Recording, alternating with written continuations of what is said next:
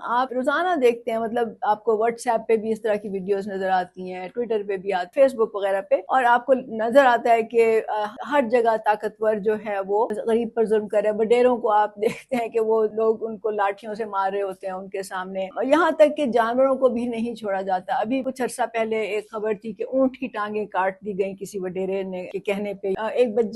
बच्चे के बाजू काट दिए गए। असल में बात यह है कि इसका हल जो है वो एक एक को सजा देने से या इनफरादी वाक़े को, जुल्म को या जुर्म को एड्रेस करने से नहीं है। इसका असल में जो हल है वो इस निज़ाम को बदलने से है। जब तक ये सरमायादारी, जागीरदारी और वडेरा शाही निज़ाम कायम रहेगा, ये वाक़यात ख़त्म नहीं हो सकते और ये सिलसिला इसी तरह जारी रहेगा, क्योंकि इसकी वजह से ही दौलत, ताकत और इख्तियार जो है वो चंद हाथों में जमा हो जाता है, और फिर वो लोग अपने आप को फिरऔन समझने लगते हैं या अपने आप को इस पूरे कानून से, निज़ाम से, जवाबदेही से बिल्कुल मुबर्रा समझने लगते हैं।